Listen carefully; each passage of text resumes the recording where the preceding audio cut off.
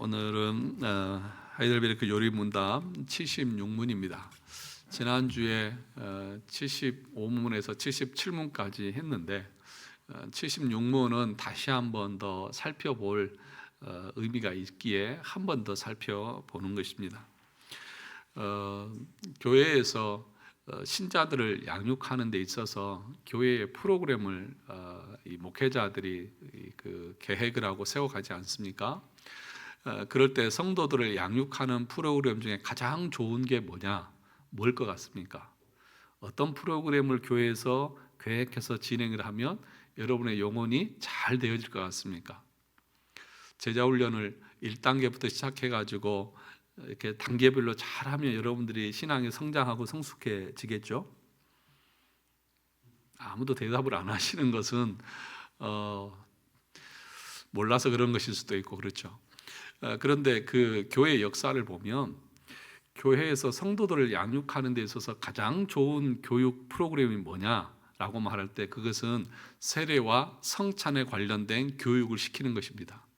그래서 여러분들이 알다시피 은혜의 방편이 있잖아요. 뭐죠? 말씀과 성례와 기도잖아요.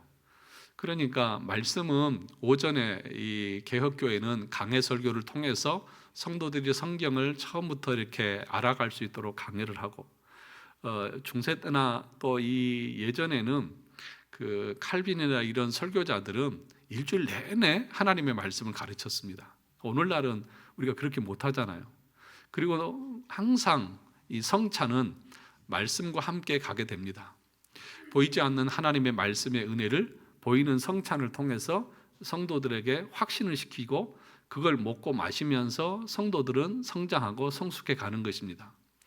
지금 예수님께서 살과 피를 먹고 마시라고 했잖아요. 양식인 거예요. 그러니까 그걸 먹음으로 그걸 우리가 받아들임으로 우리의 영혼이 성장해 가는 것입니다. 그래서 교회에서 프로그램 중에 가장 중요한 프로그램을 말하라고 하면 세례와 성찬의 교육입니다.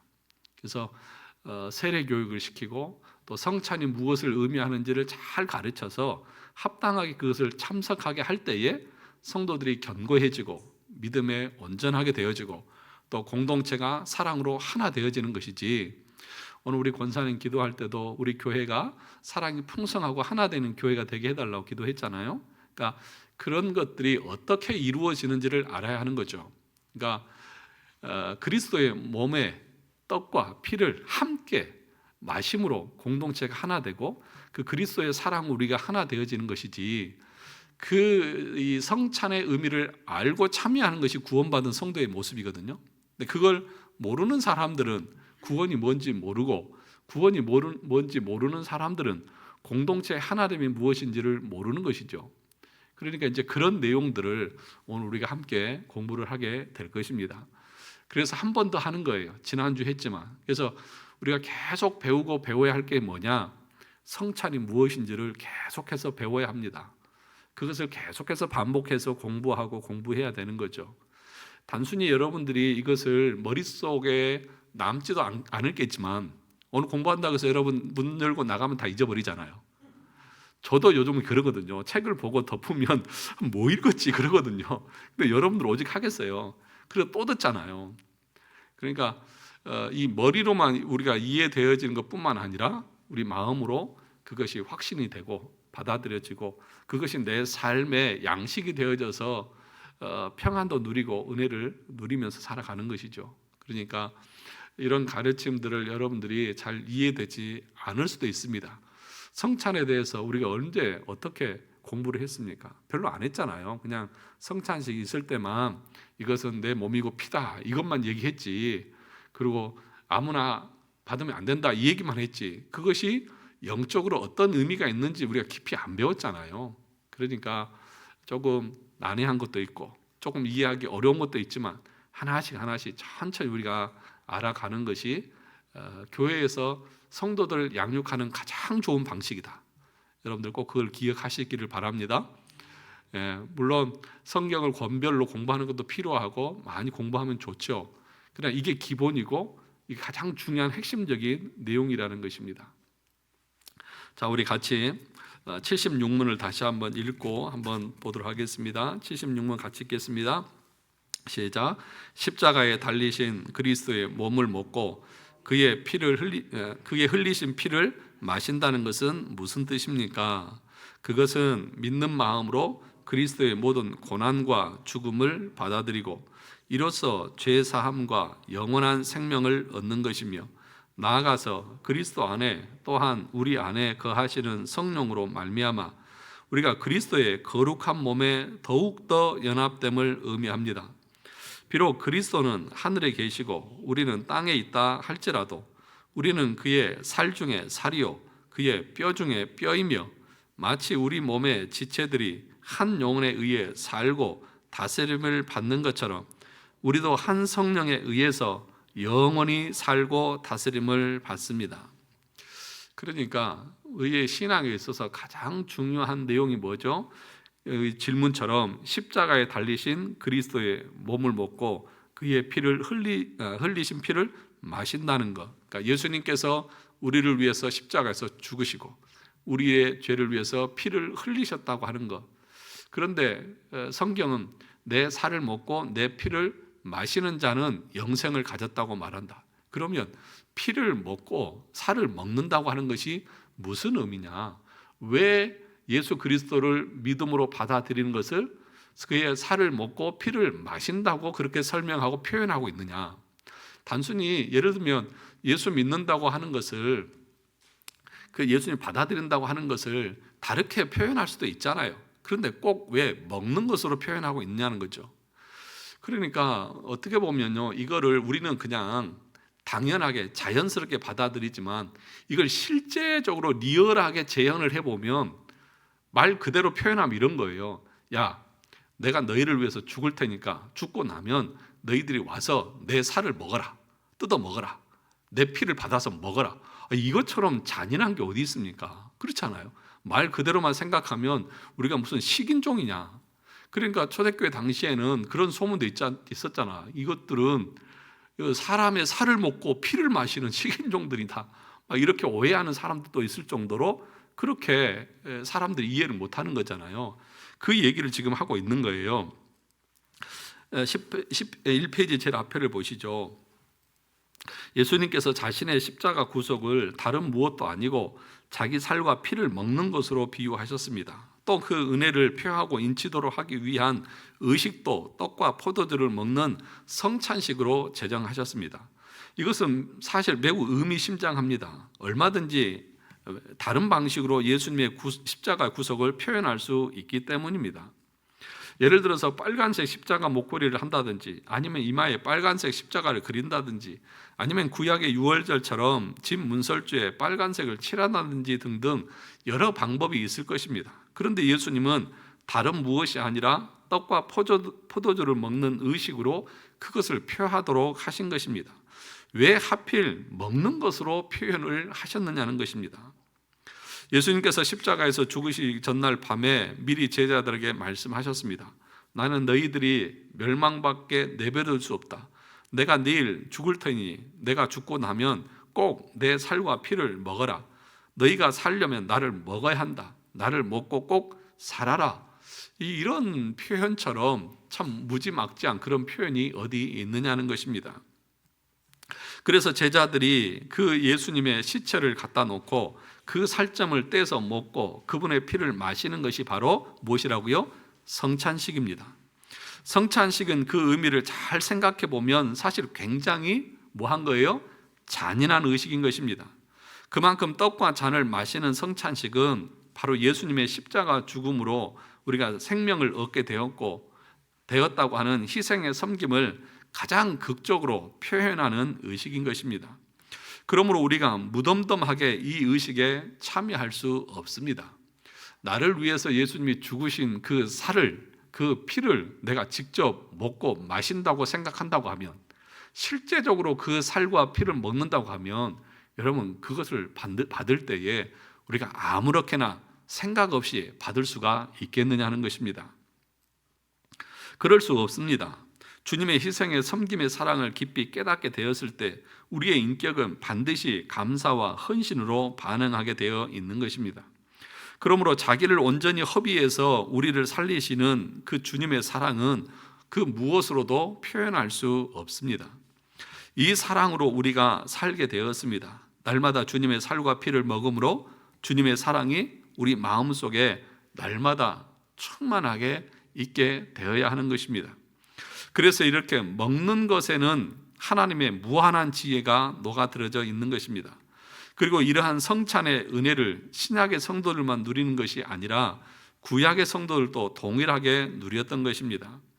하나님께서는 유월절 의식을 제정하실 때 단순히 문설주에 어린 양의 피를 바르도록 하신 것이 아니라 그 어린 양을 먹는 것도 함께 행하도록 하신 것입니다. 뿐만 아니라 동물의 희생제사를 드릴 때도 그 바쳐진 제물을 제사장이나 그 제물을 바치는 예배자들이 먹도록 하셨습니다. 그러니까 여러분, 이 구약의 유월절의 어린 양은 누구를 상징하죠? 예수 그리스도를 상징하잖아요. 그럼 구약의 이스라엘 백성들이 번제나 이런 제사를 드릴 때에 짐승을 잡아서 드리잖아요. 그럼 그 짐승은 누구를 예표하는 것입니까? 그리스도를 예표하시는 거잖아요. 그러면 구약의 이스라엘 백성들도 유월절을 지킬 때에 문 임방과 설주에 그 어린 양의 피만 바른 것이 아니라 그 양을 직접 잡아서 그 밤에 그걸 먹잖아요. 또 번제를 드렸던 사람들도 번제는 다 틀어서 드리지만 다른 화목제나 이런 것들은 드리고 나서 그것을 제사장과 또 사람들이 같이 먹고 마시잖아요. 그러니까 오늘날에 이 신약 성도들만 예수님의 살과 피를 먹고 마시는 것이 아니라 구약에서부터 계속해서 이것은 동일하게 가르침을 받고 있다는 거죠. 그러니까 오늘날 우리도 예수 그리스도를 믿고 받아들이는 것, 그 성찬식에 참여함을 통해서 우리는 구원받은 자인 것을 인치고 표시하는 것처럼 구약의 이스라엘 백성들도 유월절을 드림으로 또는 번제를 드림으로 장차 우리를 위해서 죽으실 그 그리스도를 바라봄으로 그들도 그 성찬에 참여한 것이고 그걸 통해서 그들도 구원을 얻은 것이죠. 그러니까 구약의 이스라엘 백성들은 무슨 행위를 통해서 율법을 잘 지켜서 구원을 얻은 것이 아닙니다. 그들도 그리스도를 바라보고 믿음을 통해서 은혜로 구원받은 것임을 우리가 놓치지 말아야 합니다. 그래서 창세기 15장에 아브라함이 그 하나님을 믿음으로 의롭다함을 받았잖아요. 그리고 그 의롭다함을 표하고 인친 것이 17장에 와서 언약의 증표인 할례를 17장에서 받았잖아요. 그러니까 아브라함이 할례를 먼저 받았습니까? 믿음으로 의롭다함을 먼저 받았습니까? 믿음으로 의롭다함을 먼저 받은 거예요. 그래서 행위로 우리가 절대로 의롭다함을 받을 수 없다. 구약의 백성들도 그렇고 오늘날 신약에도 마찬가지라는 것입니다. 그래서 보시죠. 그리하여 장차 오실 구속의 수단이 죽을 때 그 살을 먹음을 통해 자신들이 살게 될 것임을 알고 그것을 믿음으로 바라보도록 하신 것입니다. 그러니까 그 살을 먹고 마신다고 하는 것은 뭘 의미하느냐? 예수 그리스도께서 우리를 위해서 대속의 제물로 죽으셨다고 하는 것을 실제적으로 받아들이는 것을 말하는 것이죠. 그것을 먹고 마시는 것을 통해서 표현하고 증거하고 드러내고 있다는 것입니다. 그래서 이걸 먹는다고 하는 것은 3페이지에 보시면 이 먹는다고 하는 것은 바로 무엇을 의미하느냐 하면 그리스도와 우리가 연합되어져 있다고 하는 것을 의미하는 것이라 그렇게 설명을 하고 있습니다. 두 번째 단락을 보시면 그래서 우리 자신을 온전히 헌신하여 하나님께 드리면 하나님 우리를 잡수시고 기쁨과 즐거움을 누리시는 것입니다. 예수님은 우리를 위하시고 우리는 예수님을 위하는 것입니다. 우리는 하나님이 잡수실 열매입니다.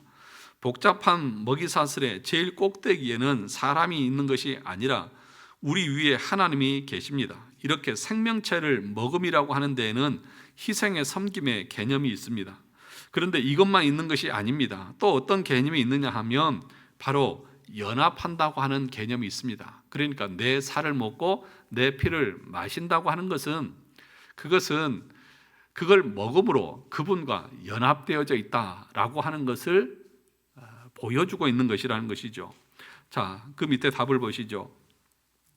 또한 우리 안에 거하시는 성령으로 말미암아 우리가 그리스도의 거룩한 몸에 더욱더 뭐한 것이다? 연합됨을 의미하는 것이다. 예수 그리스도의 살을 먹고 피를 마신다고 하는 것은 성령을 통하여서 그리스도의 거룩한 몸에 우리가 연합되어져 있는 한 몸이 되어지는 것을 의미하는 것이다. 그렇게 말합니다. 예수님께서 죽으시고 자기 자신을 우리에게 음식으로 주셨을 때 그 예수님의 몸과 피는 우리 영혼의 영양소로 소화되어서 우리의 영혼의 살과 피가 되었고 나의 생명이 되었습니다. 그래서 우리는 예수님을 먹고 거기서 영적인 에너지와 양분을 얻어 생명을 유지하게 되었을 뿐만 아니라 예수님을 먹음으로 예수님과 내가 분리될 수 없는 상태가 되는 것입니다. 예수님이 우리 안에 있게 되는 것입니다. 그래서 먹음은 곧 무엇이라고요? 연합이고 교제입니다. 바울이 이것을 고린도전서 10장 16절에서 21절에서 이렇게 표현을 합니다. 먹는 것이 교제라고 하는 것, 교통이라고 하는 것을 연합되어져 있다는 것을 이렇게 설명합니다. 같이 읽어볼까요? 우리가 축복하는 바 축복의 잔은 그리스도의 피에 참여함이 아니며 우리가 떼는 떡은 그리스도의 몸에 참여함이 아니냐. 떡이 하나요 많은 우리가 한 몸이니 이는 우리가 다 한 떡에 참여함이라. 육신을 따라 난 이스라엘을 보라. 제물을 먹는 자들이 제단에 참여하는 자들이 아니냐. 그런즉 내가 무엇을 말하느냐. 우상의 제물은 무엇이며 우상은 무엇이냐.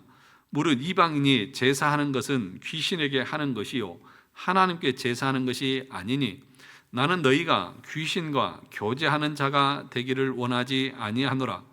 너희가 주의 잔과 귀신의 잔을 겸하여 마시지 못하고 주의 식탁과 귀신의 식탁에 겸하여 참여하지 못하리라.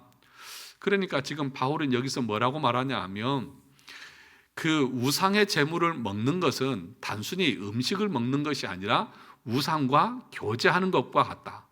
우상에게 연합되어져 있는 것과 같다. 그렇게 설명합니다. 반대로 얘기하면 우리가 그리스도의 살과 피를 먹는다고 하는 것은 그 음식을 먹는다고 하는 것은 그분과 연합되어져 있고 그분에게 참여하는 교제의 그 삶을 사는 것을 말하는 것이다. 그렇게 얘기를 하고 있다는 것입니다.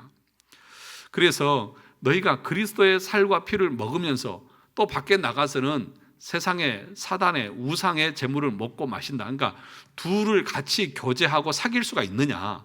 그건 있을 수가 없다라고 하는 것을 이렇게 표현하고 있는 겁니다. 3페이지 제일 마지막 단락을 보시죠. 바울 사도는 우상 숭배하면 안 된다고 하면서 우상의 재물을 먹지 말라고 말합니다. 왜요?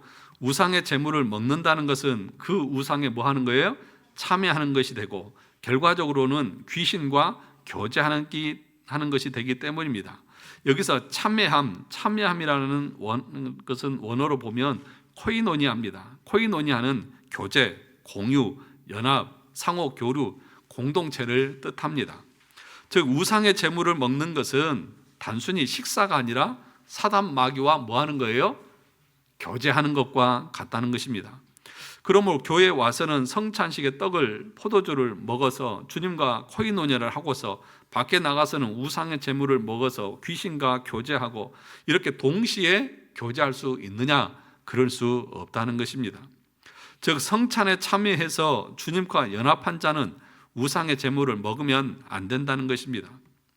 물론 이후에 바울의 논지가 복잡해지지만 어쨌든 중요한 것은 희생 제물을 먹는다는 것은 바로 그 희생 제물에 내가 참여한다는 것을 의미한다는 것입니다. 먹음이란 참여이고 교제이고 연합입니다. 그래서 우리가 주님의 살과 피를 먹음을 통해서 주님이 우리 안에 들어와 계시게 되는 것입니다. 그런데 재미있는 것은 우리가 예수님의 살과 피를 먹으면 예수님이 우리 안에만 있는 것이 아닙니다. 예수님 뭐라고 말씀하셨습니까? 6장 56절 내 살을 먹고 내 피를 마시는 자는 내 안에 거하고 누구도 나도 그의 안에 거한다. 그러니까 우리가 또 예수님 안에 있게 된다고 말씀하고 있는 것입니다. 무슨 얘기냐 하면 예수님께서 우리를 위해서 죽으셨습니다. 그리고 그 죽음을 이기셨습니다. 그리고 그 죽음 안에 우리를 포함시켜서 우리가 그리스도 안에 있게 된다는 것입니다.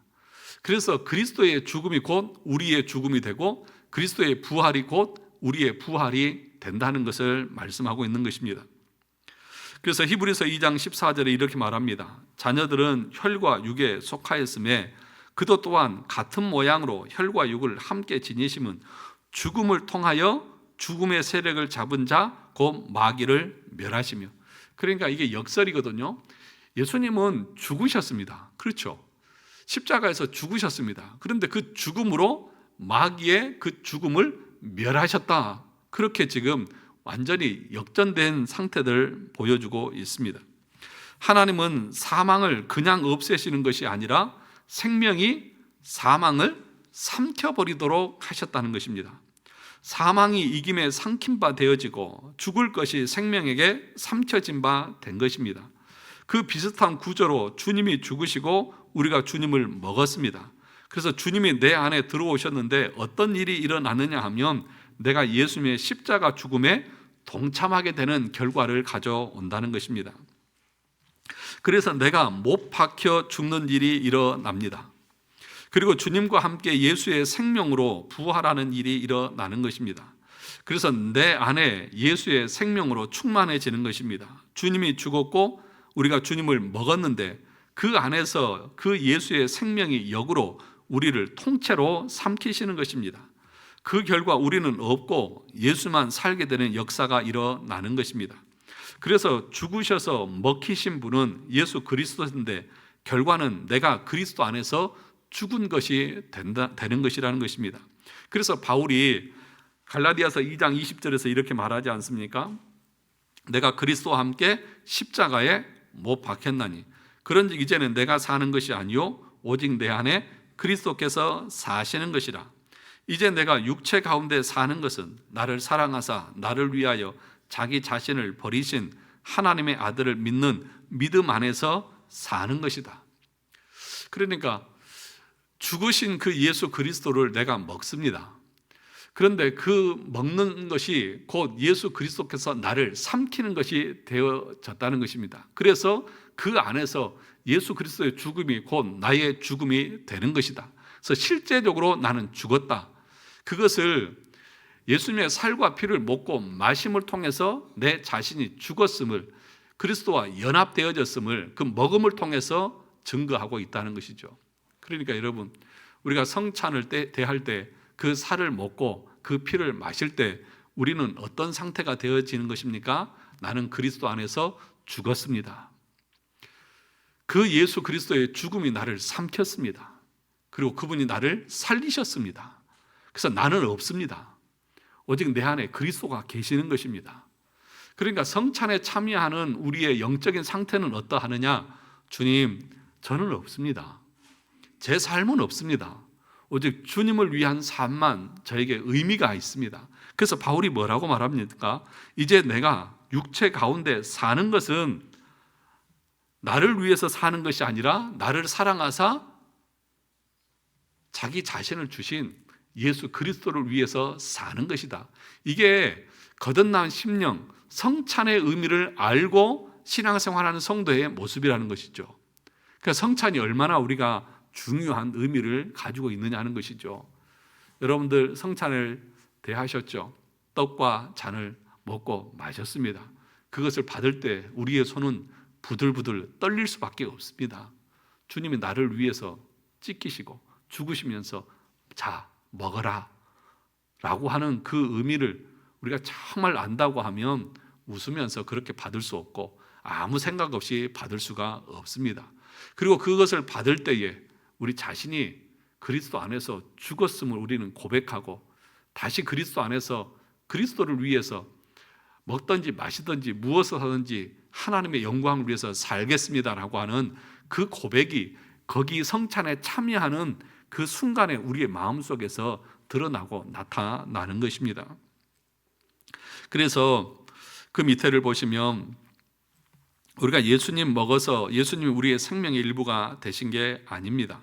우리가 예수님의 일부가 됩니다. 예수님이 우리 몸의 한 지체가 되는 것이 아니라 우리가 예수님의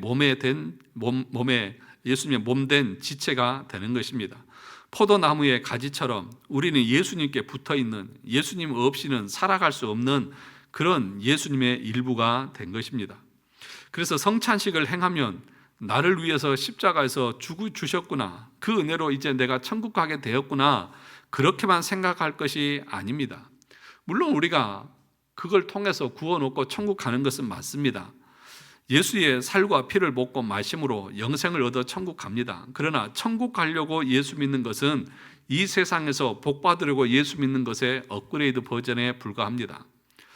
그럼 뭡니까? 정말 제대로 성찬식에 참여해서 주님의 살과 피를 먹게 되면 뭐예요? 자기가 죽게 되는 것입니다. 즉 회개가 절로 나오는 것입니다. 그러면서 무슨 고백이 나옵니까? 내가 천국 가게 되었다가 아니라 내 안에 사는 것은 내가 아니라 주님이 사십니다. 나는 주님의 몸된 지체이고 주님의 것입니다. 이제 나는 주님 없이 살 수 없습니다 라고 하는 이 고백 가운데 우리는 참여하게 되는 것이고, 그것을 먹고 마실 때에 우리가 드러나야 될 삶의 모습은 그러한 모습이어야 한다는 것입니다. 찬송가 가사처럼 세상과 나는 간 곳 없고 구속한 주만 보이는 것, 예수는 나의 힘이요 내 생명 되시니 구주 예수 떠나가면 죄 중에 빠지리 라고 하는 찬송의 가사처럼 하루하루 주님의 은혜로 저는 삽니다. 그리고 주님의 영광을 위해서 저는 존재하는 것입니다. 내가 왜 존재해야 됩니까? 내가 왜 살아있어야 됩니까? 내가 왜 건강하게 더 오래오래 살아야 됩니까? 그 이유가 무엇입니까? 이 땅에서 조금 더 영화를 보기 위해서요? 죽는 것이 너무 억울하고 서운해서요? 아니요. 주님이 영광을 받으셔야 하기 때문에, 주님의 영광을 위해서 우리는 존재하는 것이고 주의 뜻을 위해서 우리는 사는 것이지 나 자신을 위해서 사는 것이 아님을 성찬은 우리에게 분명하게 가르쳐 주는 것입니다. 저도 마찬가지고 여러분도 마찬가지고 날마다 이 성찬을 묵상하면서 주님의 살과 피를 먹은 내가 귀신과 교제하고 세상의 그 영광과 교제하면서 하나님 안에 있으면서 또 사단과 교제할 수 있느냐? 그럴 수 없다는 것입니다. 6페이지 보겠습니다. 정말 주님의 생명으로 이 세상을 살고 있느냐는 거죠. 혹시 내 안에 내가 펄펄 살아있지 않느냐는 거죠. 아니, 예수님 안에서 주님이 십자가에서 죽으실 때 우리 다 죽었다며요. 그런데 왜 그렇게 혈기들이 많고 그렇게 왜 이렇게 목소리가 크고 자기 주장이 강하냐는 거죠. 왜 그럴까요? 성찬의 의미를 모르니까요. 그리스도의 살을 먹고 피를 마신다고 하는 것, 그 예수 그리스도를 믿는다고 하는 그 의미를 모르는 것이죠. 그래서 지난 수요일에 그 프린트물에 보면 이제 이번 주에 하겠지만 그 뒤에 보면 그런 얘기가 있습니다. 이 목사가 그 양심에 따라서, 그 말은 자기 유익이 아니라 성도들의 유익을 위해서 교회에서 어떤 프로그램을 계획하고 성도들에게 따라오라고 말했을 때에 그 성도들이 불순종하는 이유가 뭐냐? 그것은 그들이 죄가 뭔지를 모르기 때문에, 아직 모르기 때문에 그렇다. 만약에 따라오지 않는 이유가 목회자가 그것이 뭘 의미하는지를 가르쳐주지 않아서 그럴 수도 있고, 그런데 만약에 똑바로 가르쳤는데도 따라오지 않는다라고 하는 것은 그들은 죄가 뭔지를 모르는 방종하는 사람들이다. 그렇게 칼빈은 기독교 강요에서 얘기를 하거든요. 그러니까 여러분, 전도 작정서 다 써서 내라고 했잖아요. 그 저를 위해서 하는 것입니까? 하나님께서 말씀하시고 명령하신 것이잖아요. 그런데 순종하지 않는 이유는 뭘까요? 여러분이 얼마나 죄인인지를 모르는 거예요. 내가 죄인이기 때문에 그런 거예요. 그래서 자기 하고 싶은 대로 하려고 하는 거예요. 그게 뭐냐? 방종이라는 거죠. 양심 있는 분들은 웃으시면서 아주 회피를 하려고 그러시는데 이건 웃을 일이 아니고요. 이것이 성경의 가르침인 거죠.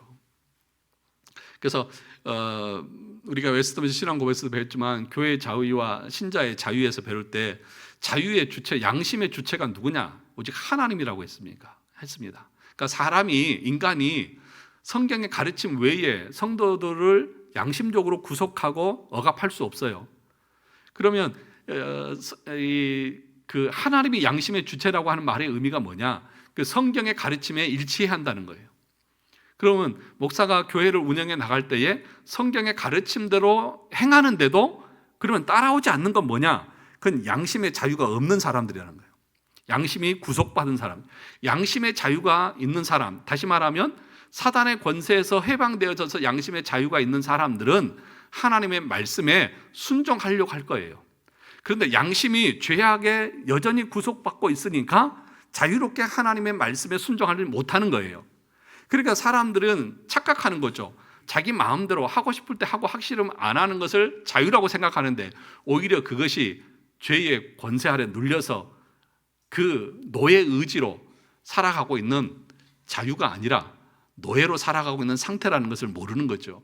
그러니까 진정한 자유는 뭐예요? 하나님이 말씀하시고 명령하신 것에 내가 기꺼이 기쁨으로 동참하고 나가는 것이 신앙의 자유고 양심의 자유인 거예요.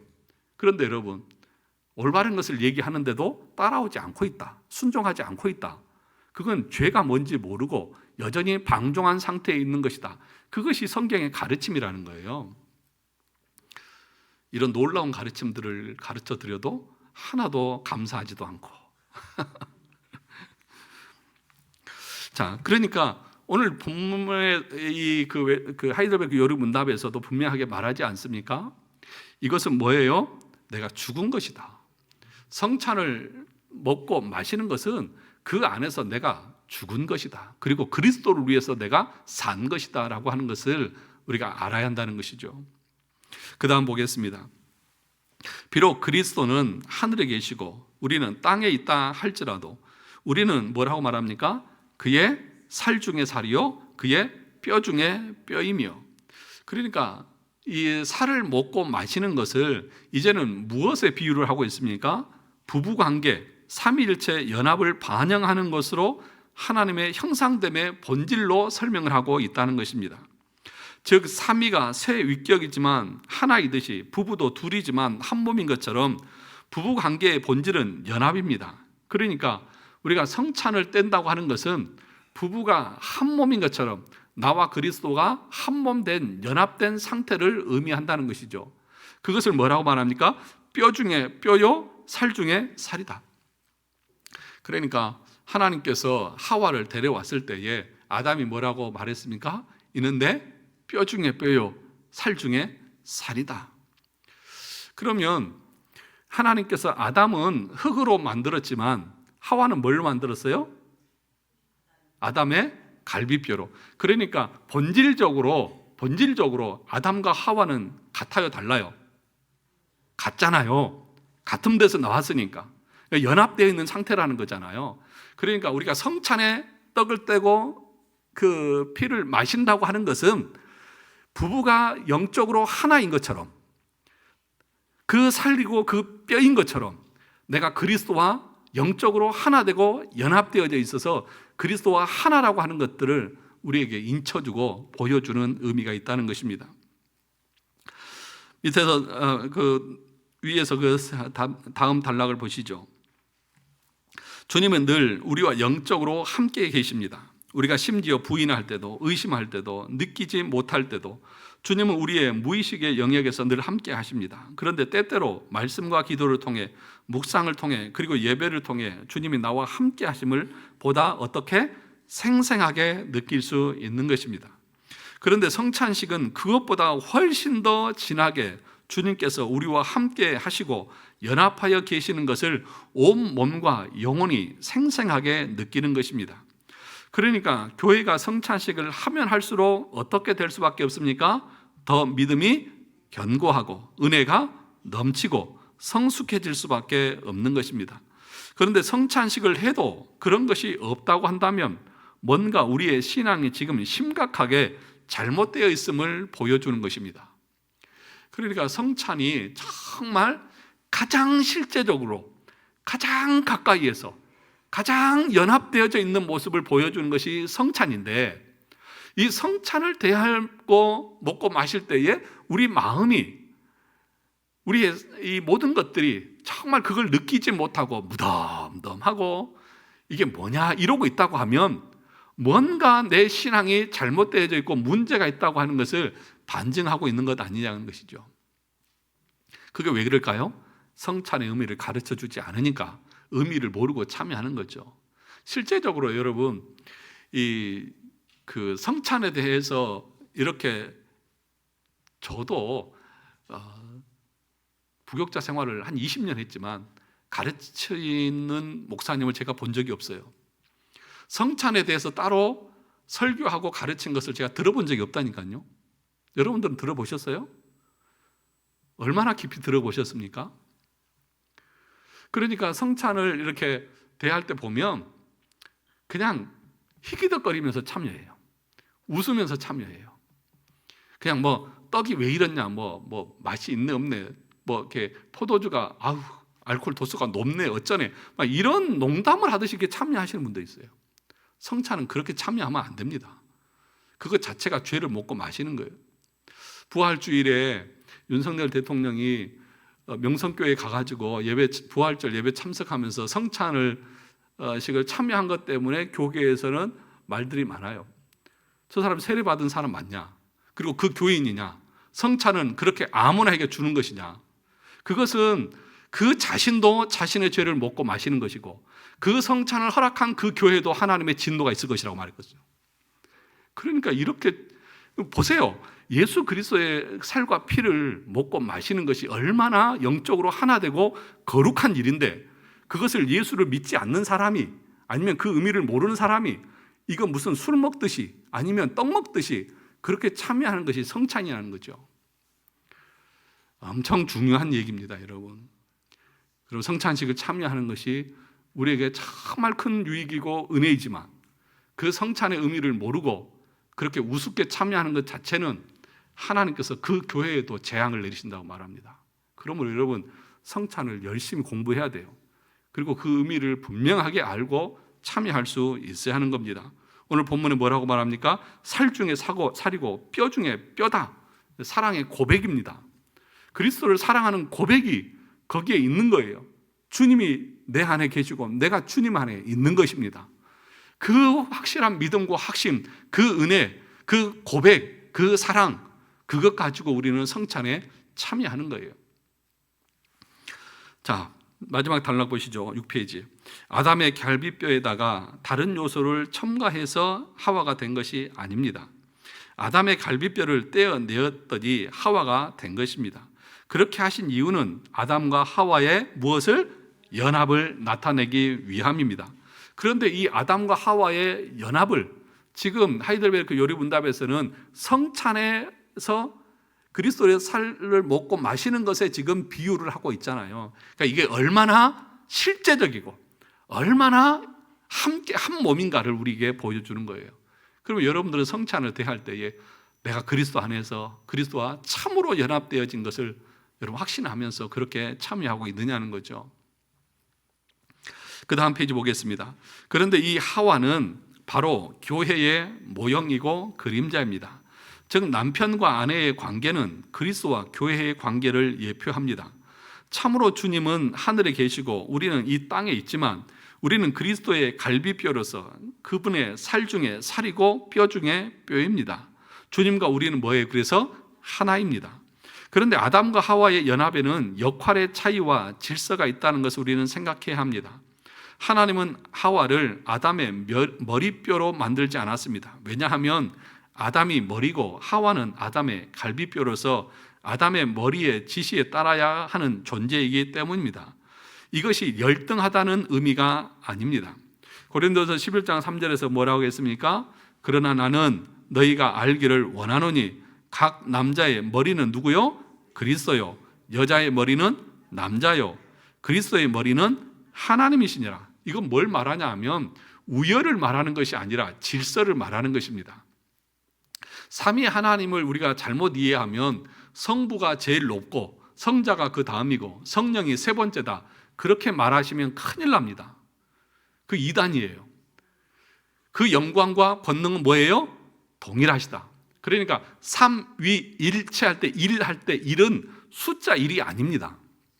동일하다는 거예요. 삼위가 동일한 몸이라는 거예요. 그러니까 삼위일체 그러면 셋이 하나다 이 얘기가 아니라 세 위격이 동일한 본질을 가지고 있다 이 얘기를 말하는 거예요. 그러니까 그러니까 숫자 1로 생각하면 안 돼요. 그러니까 질서상 성부가 아들을 낳으시고 성령은 성부와 성자로부터 나오시고 이렇게 표현을 하는 것뿐이지, 그것을 무슨 아버지가 우리 육신의 생각처럼 제가 우리 영규한테 아버지로서 영규야 이렇게 해라, 예 아버지 알겠습니다, 이렇게 생각하면 삼위일체를 완전히 잘못 이해하고 있는 거예요. 성부와 성자와 성령은 영광과 권능이 동일하세요. 본질적으로 동등하세요. 그 역할이 다른 것뿐이에요. 성부는 뭐예요? 우리가 사도신경에서 배웠죠. 성부는 창조주로서, 성자는 우리의 구속주로서, 성령은 우리의 성화의 주로서 역할을 감당하는 것이지, 그분 삼위일체 하나님 전체가 우리의 구속을 이루어 가시는 거예요. 그걸 따로따로 생각하시면 안 되는 거예요. 그러니까 여기서 말하는 것도 질서를 얘기한다는 것입니다. 그리스도의 머리가 하나님이라고 했습니다. 성자 하나님이 성부 하나님보다 열등합니까? 아닙니다. 동등하신 분이십니다. 그러나 역할적인 면에서 그리스도는 하나님께 죽기까지 복종하시는 분이십니다. 비굴한 굴복이 아니라 아름다운 순종입니다. 성부 하나님은 온전히 순종하는 그리스도를 통해서 영광을 받으시는 것이고, 그래서 자기 아들을 심히 사랑하시고 그를 모든 이름 위에 뛰어나게 하신 것입니다. 부부 관계는 바로 이러한 관계를 반영하는 것입니다. 남자는 머리이고 여자는 뭐예요? 죽기까지 복종해야 합니다. 여보 알았지? 아주 집에서 저를 아주 그냥 함부로 대하는지 제가 아주 죽겠어요. 그래서 제가 좀 단어를 좀 골라서 사용해 주세요. 제발 좀. 그래도 제가 남편이지 않습니까? 제가 그렇게 사정을 하고 부탁을 하는데, 그래서 남자는 순종하는 여자를 통해서 뭘 받아요? 영광을 받습니다.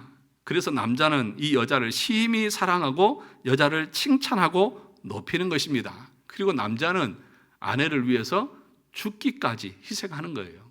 예. 그것이 부부 관계의 궁극적인 그림이고 교회의 관계고 그림자요 모형이라는 것입니다. 따라서 교회는 그리스도의 갈비뼈로서 그분과 연합하여 그분을 머리로 모시고 순종하는 그리스도의 사랑스러운 신부입니다. 그러니까 지금 이 얘기는 뭘 하려고 하는 거예요? 우리가 성찬을 대하고 그리스도의 그 떡을 먹고 잔을 마시는 것은 부부의 연합과 같이 하나 된 연합인데, 그 연합은 질서적인 연합이고, 그리고 그 그리스도의 희생과 사랑에 감사함으로 우리가 자발적으로 그 말씀에 순종하고 그분을 사랑하고 그분을 위해서 살아가는 그 삶의 모습들이 있어야 한다는 것이다. 그런데 그것은 신부로서의 가장 영광스러운 모습이다. 사랑하는 성도 여러분, 저와 여러분이 주님을 위해서 헌신하고 봉사하고 살아가는 이것은 신부로서의 가장 아름다운 영광스러운 모습인 것을 믿으시기를 원합니다. 정말 믿으시기를 바랍니다. 주님을 위해서 일하는 것 자체가 나에게 기쁨이고 영광입니다. 왜 나에게만 이런 걸 주시고, 아이고 진짜 신앙생활하기 너무 힘들어, 왜 나한테만 이런 일을 부담을 주지? 그런 것이 아니라 그렇게 하지 못하는 자신에 대해서 안타까워하고 그 은혜 받은 것에 대해서 내 전부를 드려도 갚을 수 없는데 주님 제가 이렇게 게으르고 나태합니다. 이것에 대한 탄식과 안타까움이 늘 우리 가운데 있어야 하는 것이죠. 그래 마지막 그 밑에 보시면, 그러므로 우리가 주님의 살과 피를 먹고 주님과 연합하여 주님을 머리로 모시는 주님의 갈비뼈가 되었다고 한다면 그분의 신부로서 우리가 어떻게 살아야 하겠습니까? 주님을 위해서 살아야 하는 것입니다. 순종하며 살아야 하는 것입니다. 주님의 아내답게 세속에서 자기를 지켜 정절을 유지하고 정결하고 순결하고 거룩한 믿음과 주님을 향한 일편단심의 마음으로 자기를 단장해야 하는 것이고, 주님과 일체를 이룬 아내로서 주님의 마음으로 주님이 하셨을 그 일을 이 세상에서 해 나가는 것입니다. 성찬을 뗄 때에 우리 마음에는 이 마음이 있어야 한다는 것입니다. 그리스도의 눈물이 나의 눈물이 되어야 하고, 그리스도의 슬픔이 나의 슬픔이 되어야 하며, 그리스도의 뜻과 의지가 나의 뜻과 의지가 되어야 합니다. 어떤 사람은 그리스도와 연합되었다고 말하는데 하나님 나라가 초토화되고 있는데도 불구하고 자기 먹고 살고 잘 살고 자기 인생 사는 것밖에 관심이 없다고 한다면 그것은 연합하지 않은 것이죠. 말로는 연합했다고 하지만 실제적으로는 관심이 없는 사람들은 연합한 사람이 아니겠죠. 정말 연합되어 있다고 하면 어떻게 그럴 수 있겠습니까? 그 연합되어 있는 이 몸 자체가 다리가 아픈데 그냥 다리 너는 알아서 해라, 그럴 수 있나요? 절대 그럴 수가 없는 것입니다. 자, 마지막 거기 한번 보겠습니다. 마치 우리 몸의 지체들이 한 영혼에 의해 살고 다스림을 받는 것처럼 우리도 한 성령에 의해서 영원히 살고 다스림을 받습니다. 이건 뭘 말하냐면 성도 간의 연합을 의미하는 것입니다. 고린도서 11장 18절 20절에 이렇게 말합니다. 같이 읽어볼까요? 먼저 너희가 교회에 모일 때 너희 중에 분쟁이 있다 함을 듣고 어느 정도 믿거니와 그런즉 너희가 함께 모여서 주의 만찬을 먹을 수 없으니. 사도 바울은 고린도 교회의 분쟁에 대해서 책망하면서 갑자기 성찬을 이야기합니다. 너희 가운데 분쟁이 있는 거 보니까 너희들은 주의 만찬을, 성찬을, 주의 떡과 잔을 마실 수 없다. 다시 말하면 반대로 얘기하면 너희들이 참으로 주의 떡과 잔을 마셔서 그리스도와 하나 되고, 그리고 그리스도와 하나 된 사람들은 성도들끼리도 연합되어져 있는 거죠. 그렇지 않습니까? 한 몸이니까. 그렇다고 하면 너희들이 하나가 되어지고 하나가 되어져야 마땅한 것 아니냐. 그런데 주의 떡과 잔을 먹고 마시면서 하나가 되어졌다고 말하고 그리스도와 연합되어졌다고 말하면서 어떻게 너희 가운데 분쟁이 있을 수 있느냐는 것이죠. 사랑하는 성도 여러분, 성찬을 대할 때에 우리는 그리스도와 연합된 것뿐만 아니라 성도들과의 연합됨도 확인하고 확증하는 것입니다. 그 성찬을 대했다고 하면 우리는 서로를 내 몸처럼 아끼고 사랑할 줄 알아야 하는 것이죠. 그런데 여러분, 이 성찬을 떼면서도 성찬을 떼고 나서 싸워요. 정말 재밌는 것은 노예를 하면 이제 우리 노예도 다음 주에 이제 화요일 날 노예가 있는데 노예 때는 항상 성찬식을 합니다. 개회 예배를 드리고 이어서 성찬식을 항상 합니다. 성찬식을 하고 떡을 떼고 잔을 먹고 노예하면서는 싸웁니다. 이게 얼마나 우스꽝스러운 얘기냐는 거죠. 그 왜 성찬식을 왜 하냐는 거죠. 그리스도 안에 모든 교회들은 그리스도 안에서 연합되어져 있고 한 몸이라는 것을 성찬을 통해서 우리가 확인했잖아요. 그러면 서로가 서로를 존중하고 그 안에서 하나 되기 위해서 힘써야 되는데 자기를 주장하고 자기 뜻대로 하려고 하고 하면서 성찬 끝나고 나서 싸우면서 큰 소리 치면서 하는 거죠. 우리 노예가 그렇다는 거 아니에요? 우리 노예처럼 평안한 노예도 없어요. 예.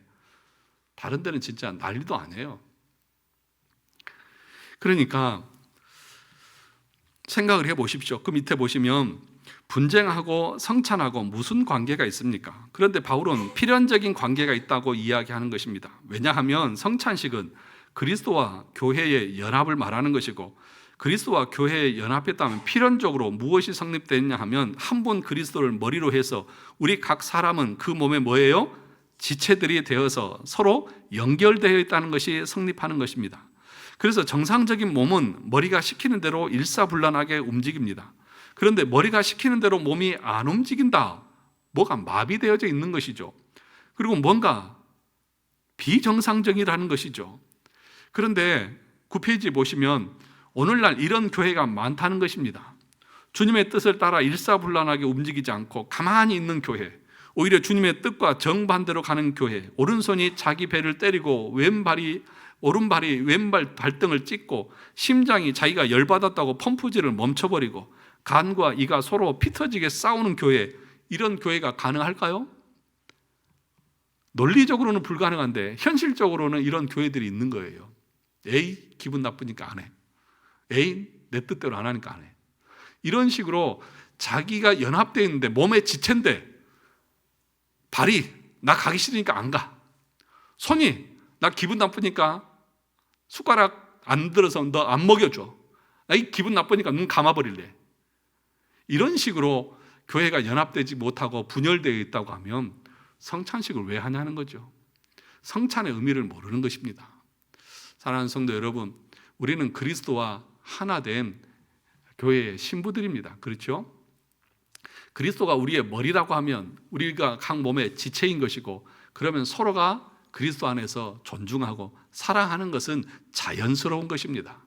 그러므로 그렇지 못한 것이 이상한 것이고 내가 병들어 있다는 것을 우리는 알아야 해요. 그런데 그것도 몰라요. 자기가 엉뚱한 일을 행하면서도 잘못되어 있는 것을 몰라요. 그러니 얼마나 어처구니 없는 일들이 일어나느냐는 것이죠. 중간을 보시죠. 우리는 반드시 기억해야 합니다. 우리가 형제들과 불화하면 반드시 동시에 누구와 불화하게 됩니까? 그리스도와 불화하게 됩니다. 우리가 형제의 죄를 용서하지 않으면 우리는 주님의 용서의 사랑을 누릴 수 없습니다. 형제에 대한 독한 시기와 미움의 마음을 품고서 정죄와 판단과 쓴뿌리와 악감정을 품고서 성찬에 참여하는 것은 그야말로 가장 금기시 되어야 할 것들이라는 것입니다. 그런 자들은 성찬에 전혀 합당하지 않은 사람입니다. 그렇게 성찬에 참여하면 떡과 포도주는 주님의 살과 피가 아니라 도리어 독이 되고 주님의 몸과 피를 범하는 죄가 되어서 스스로 심판을 먹고 마시는 것입니다. 그러므로 성찬식을 행하기 전에 가장 중요한 것은 서로 용서할 것은 용서하고 용서받을 것은 용서받도록 해야 합니다. 형제들에게 원망 들을 일이 생각나거든 성찬에 나오기 전에 먼저 그 형제에게 가서 용서를 구하여 화해한 후에 성찬식에 참여해야 하는 것입니다. 여러분, 그래서 복음서에서 뭐라고 했어요? 예배를 드리다가 형제 중에 원망할 일이 있으면 어떻게 하라고요? 중단하고 가서 화해하고 와서 예배를 드리라. 그 당시 예배에는 우리처럼 성찬식이 그냥 1년에 몇 번 있는 것이 아니라 예배가 마치면 설교가 끝나면 항상 성찬식을 행했던 거예요. 그러니까 그 성찬을 대하려고 하니까 원망 들을 일이 있으니까 그러면 안 되잖아요. 그러면 내 죄를 먹고 마시는 것이고 독을 먹고 마시는 것이잖아요. 그러니까 가서 화해하고 다시 와서 성찬에 참여하라는 것입니다. 성찬식은 그런데 오해하면 안 되는 것이 있습니다. 그 밑에 보시죠. 9페이지. 그런데 이것을 오해하면 안 됩니다. 이것은 형제를 미워하는 마음이 있으면 성찬식에 절대로 참여할 수 없다는 말이 아닙니다. 이 세상에 미움이 없는 사람이 어디 있습니까? 중요한 것은 그것이 잘못이라는 것을 알고 용서하고 싶은데 그게 안 되니까 그 안타까운 마음을 부여잡고 울면서 은혜를 구하는 마음으로 참여하라는 것입니다. 성찬식은 연약한 자에게 은혜를 주시기 위해서 허락하셔 주신 것이지 완벽한 자가 참석할 수 있도록 하신 것이 아닙니다. 성찬식은 회개의 마음으로 참여하는 것이고 회개가 안 되면 회개의 마음을 달라고 기도하면서 참여하는 것입니다. 그래서 그렇게 상하고 통회하는 마음으로 기도하면서 참여하면 주님이 회개할 수 있도록 은혜를 주시는 것입니다. 그 은혜로 연약한 신자가 믿음의 확신을 가질 뿐만 아니라 형제를 용서하고 사랑하며 섬기고자 하는 소원으로 그 시간에 충만한 은혜를 받는 것입니다. 중요한 것은 성찬식을 행하면서 이러한 사실을 어떻게 해요? 잘 인식할 뿐만 아니라 이 성도 간의 연합의 의미를 의식적으로 잘 표현해야 한다는 것입니다. 즉, 한 떡, 하나의 잔을 나누는 의식으로 성찬식을 행해야 하는 것입니다.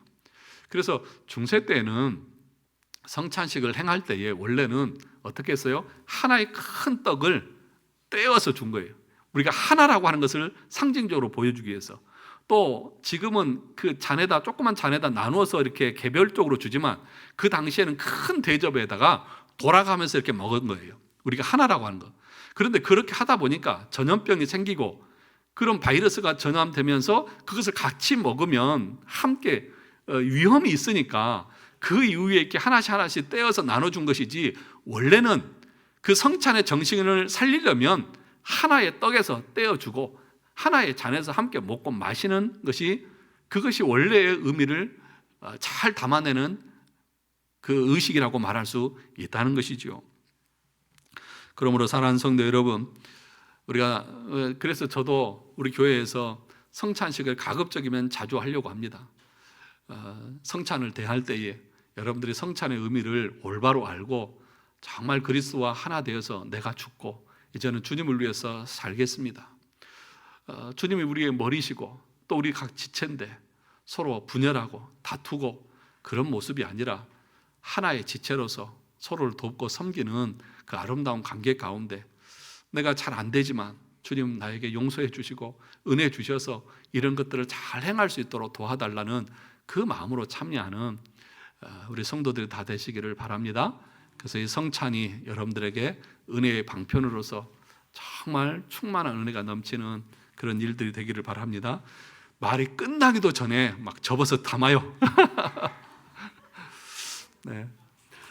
성찬에 여러분들이 꼭 알고 기억하며 참여했으면 좋겠습니다. 기도하겠습니다.